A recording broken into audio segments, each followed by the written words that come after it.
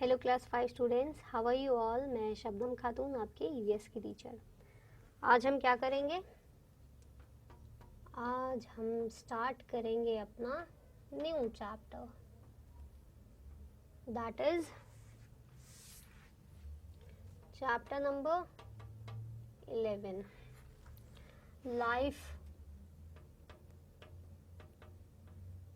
Life in water.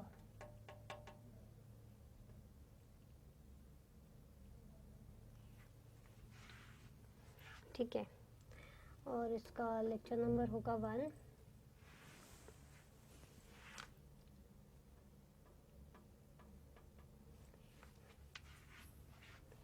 ठीक है, तो सभी बच्चे जो है अपनी ईवीएस की बुक निकाल लीजिए और पेज नंबर 216 निकाल लीजिए। ठीक है,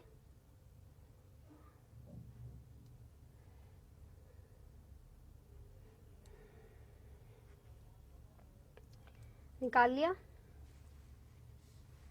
ठीक है, चैप्टर क्या है? Life in water. ठीक है, पढ़ते हैं, स्टार्ट करते हैं। Who lives in water? कौन कौन रहता है पानी में? We see many types of plants and animals around us. हम क्या करते हैं, बहुत सारे तरीके के प्लांट्स भी देखते हैं और एनिमल्स भी देखते हैं अपने आसपास। Some of them are found on land. कुछ तो लैंड पर मिलते हैं जो कि टेरेस्ट्रियल कहते हैं, एंड सम इन वाटर जिनको एक्वेटिक कहते हैं। ठीक है, of the plants and animals found on the land, some of the plants and animals are found in the mountains, some in the grounds and some in the deserts। देखिए, कुछ ऐसे होते हैं जो टेरेस्ट्रियल होते हैं, कुछ जो कि लैंड पर होते हैं, कुछ ऐसे होते हैं जो एक्वेटिक होते हैं, जो वाटर में होते हैं, और कुछ प्लांट्स और एनिमल्स ऐसे होते हैं जो कि लैंड में होते हैं, कुछ प्लांट्स और एनिमल्स जो है माउंटेन्स में होते हैं, कुछ ग्राउंड में होते हैं, तो कुछ डेजर्ट्स में होते हैं। In these areas, due to the different weather conditions in summer, winter and rainy season, the atmosphere is also different। देखिए, सभी जगहों पे जो क्या होता है, डिफरेंट डिफरेंट वेदर कंडीशंस होते हैं उनके। समर के अलग होते हैं, विंटर के अलग होते हैं, रेनी सीजन के अलग होते हैं, तो उनका एटमॉस्फेयर भी क्या होता है, बिल्कुल डिफरेंट होता है। अब क्या है, explore and answer the following. ठीक है, नीचे आपको क्वेश्चन गिवन है जो कि आपको इसका आंसर करना है। Which are the organisms you have seen that live in water? ठीक है, ऐसे कौन कौन से ऑर्गेनिजम्स है जो कि आपने वाटर में देखा होगा? Mainly fish. ठीक है, फिश होता है, और जो है टर्टॉइज होता है, क्रोकोडाइल्स होते हैं, ये सारे क्या होते हैं, वाटर में आपने इनको ज़रूर देखा होगा, है ना। और आपको तो पिक्चर्स भी गिवन है यहाँ पे। Look carefully at the pictures given below. पहली पिक्चर जो है वो फिश की है, फिर यहाँ पे जो है क्रोकोडाइल की है, टर्टॉइज की है, और कुछ प्लांट्स की है जो कि इक्वेटिक प्लांट्स और एनिमल्स की पिक्चर यहाँ पे आपको गिवन है। ठीक है बच्चों,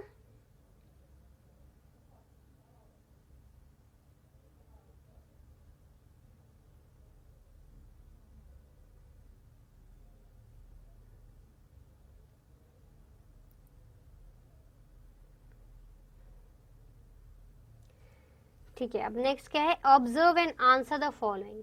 ठीक है, नीचे आपको क्या क्वेश्चन है, पहला, which animals are seen in the above picture, above figure? कौन कौन दिख रहा है आपको, बताइए। फिश दिख रही है आपको, क्रोकोडाइल दिख रहा है आपको, टर्कोइज दिख रहा है, टर्टोइज दिख रहा है आपको, और क्या दिख रहा है, एक्वेटिक प्लांट्स आपको दिख रहे हैं, है ना। नेक्स्ट क्या है, out of them which are the animals that live only in the water? ऐसा कौन सा एनिमल्स है इनमें से जो ऊपर आपको पिक्चर्स गिवन है जो कि सिर्फ और सिर्फ वाटर में ही रहती है, वो बिना वाटर में मतलब बिना वाटर के वो जीवित नहीं रह सकते। ऐसा कौन सा एनिमल है? That is correct, fish. Third question क्या है, which are the animals that live both on land and in water? तो ऐसे कौन से एनिमल्स है जो कि लैंड पर भी रहते हैं और वाटर में भी रहते हैं? तो कौन कौन से बच गए, क्रोकोडाइल एंड टर्टॉइज, तो यही दोनों होंगे, लैंड पर भी रहते हैं और वाटर में भी रहते हैं। ठीक है बच्चों,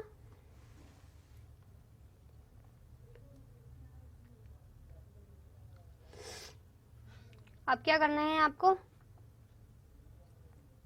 next page that is think and answer these, ठीक है। आपको नीचे कुछ क्वेश्चंस गिवन है, उसके आपको आंसर्स करने हैं। जैसे कि पहला क्या है, make a list of the aquatic animals. आपको एक्वेटिक एनिमल्स के लिस्ट बनाने हैं जो कि सिर्फ वाटर में रहते हैं। एक्वेटिक एनिमल्स कौन से होते हैं, जो वाटर में रहते हैं, तो हमको उन्हीं के लिस्ट बनानी है, ठीक है। मैं यहाँ पे लिख देती हूँ आपको क्या क्या आप लिख सकते हैं। फिश,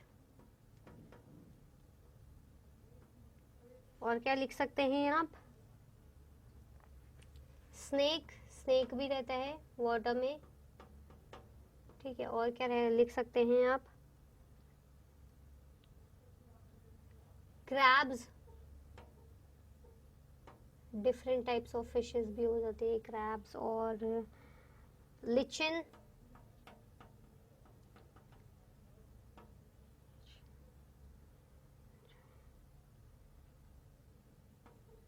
crocodile,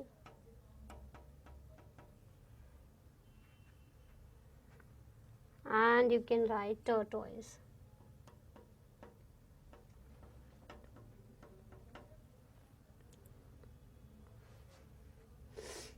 ठीक है। तो आप ये सारी जो है लिस्ट आप बनाकर लिख सकते हैं, ठीक है।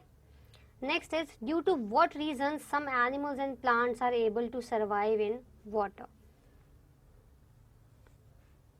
You will write here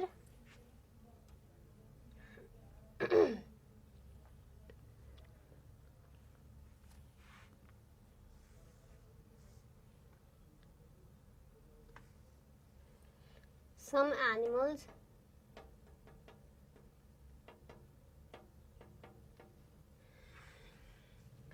and plants are able to survive in water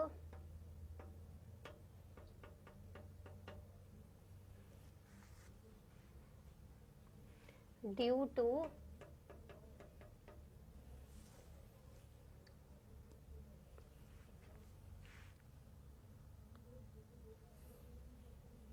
their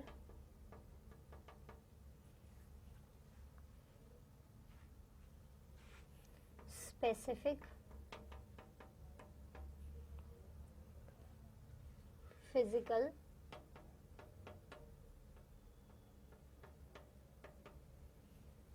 characteristics,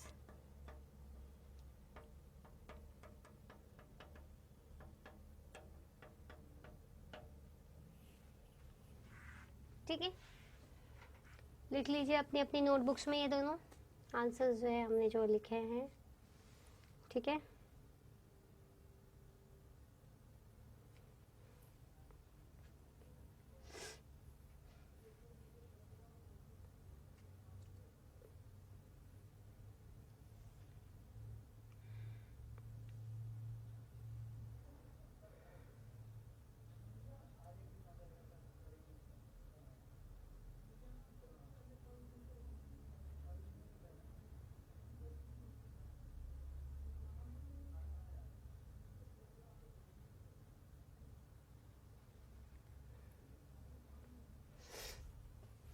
लिख लिया सबने,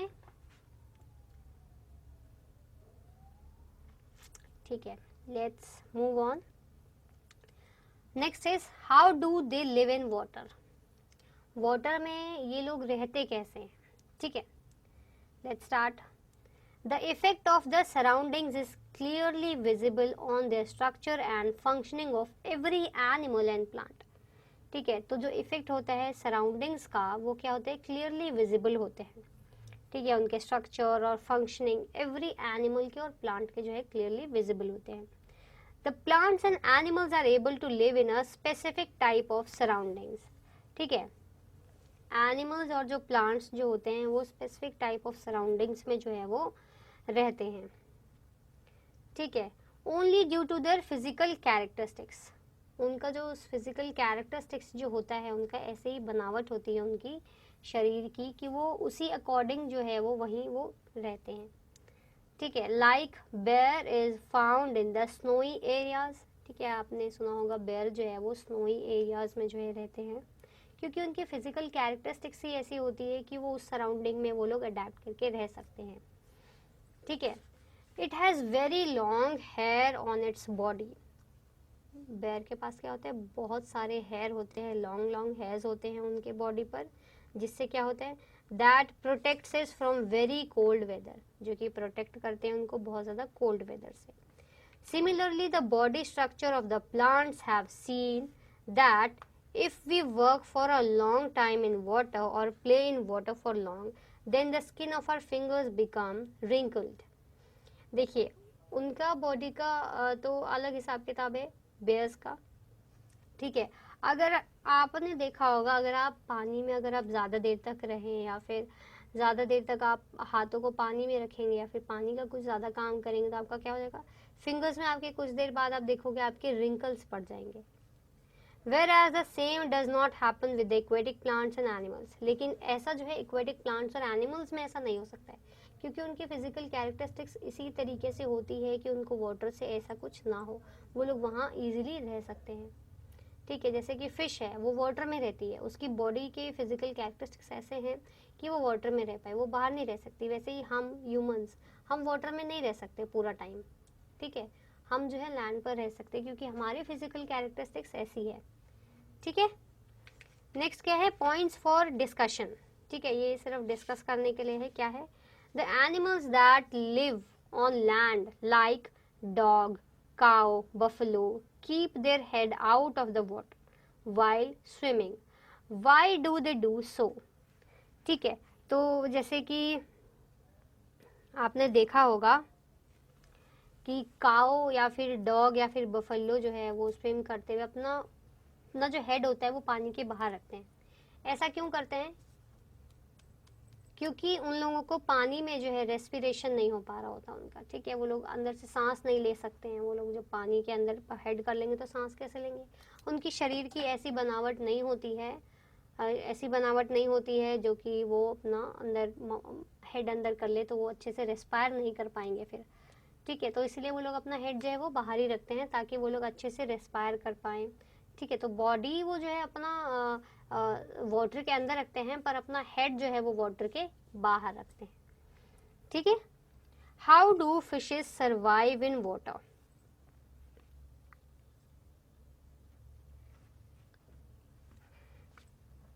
ठीक है, फिशेस क्या करती है? फिशेस तो सिर्फ और सिर्फ वाटर में ही रहती है ना, वो तो बाहर नहीं आ सकती। बाहर आएंगी तो डेथ हो जाएगी फिश की। इसीलिए अब ऐसा होता क्यों है कि वो सिर्फ और सिर्फ वाटर में ही रहे? ऐसा क्यों होता है? क्योंकि उनका जो फिजिकल कैरेक्टरिस्टिक्स है वो ऐसी ही बनावट है कि वो फिश जो है वाटर में रहेगी तो वो अच्छे से रिस्पायर कर पाएगी। हर चीज़ उसका फिजिकल प्रोसेस हो गया, डाइजेशन, हर एक चीज़ जितने भी प्रोसेस होते हैं उनके वाटर से ही रिलेटेड वो इजीली हो पाएंगे। अगर वो बाहर आएंगी तो वो सारी चीज़ें नहीं हो पाएंगी। अगर फिश जो है डीप वाटर में भी अगर वो रहे, डीप वाटर में, तो भी वो अच्छे से जो है सांस ले पाएंगी। पर अगर वो बाहर रहेंगी तो ऐसा कुछ नहीं होगा। ठीक है। Now next question is whom does their shape look like?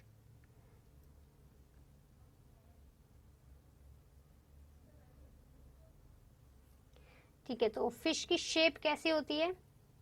Fish की शेप कैसी होती है? ऐसी होती है ना, बिल्कुल बोट की तरह। बोट होता है ना, बोट, उसकी तरह होती है उनकी shape. Next is which organs are found in the fishes which help them to swim in water? You can see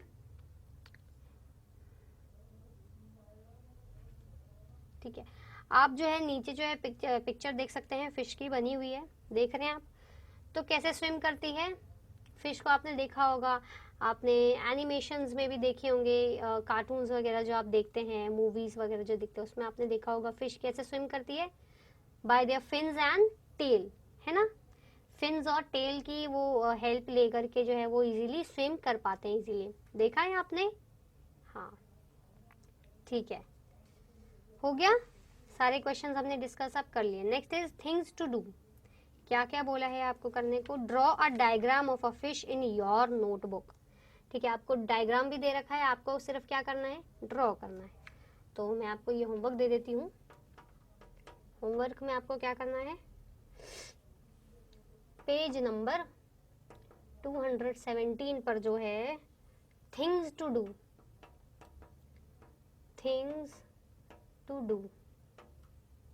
ठीक है, थिंग्स टू डू का जो क्वेश्चन नंबर 1 है ये आपको किस में करना है, अपनी नोटबुक में करना है, ईवीएस की नोटबुक में। ठीक है, इसको बुक में कहीं मत कर देना, इसको नोटबुक में करना है, आपको ड्रॉ करना है, पिक्चर आपको ड्रॉ करना है। अगर आपका मन करे तो आप उसमें अच्छे सुंदर सुंदर आप उसमें कलर्स भी जो है फिल कर सकते हैं।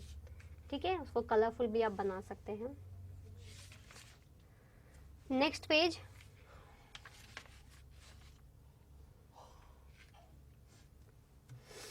समझ गए आपका होमवर्क क्या है? ठीक है, और आपका ये होमवर्क तो है ही है, लेकिन हमने जो क्वेश्चंस मैंने आपको सिर्फ ओरली बताए हैं वो आपको नोटबुक में लिखना है, डिस्कस वाले नहीं, वो तो सिर्फ डिस्कस करना था। इससे पहले, डिस्कशन से पहले थिंक एंड आंसर दीज में हमने दोनों क्वेश्चन मैंने आपको जो है लिखवा दिए थे।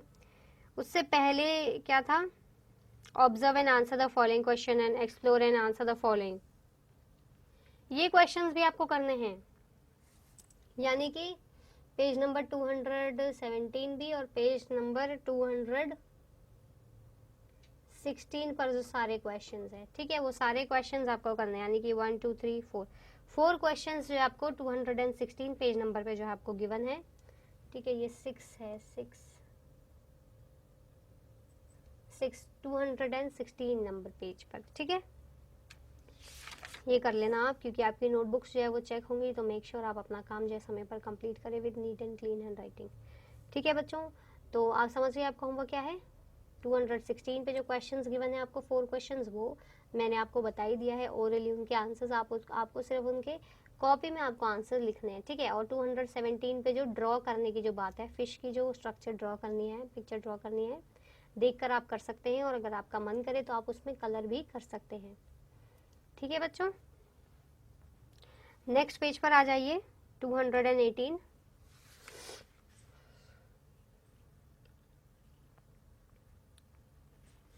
ठीक है, 218 पे क्या है, all the plants and animals develop their physical characteristics according to the surroundings in which they live.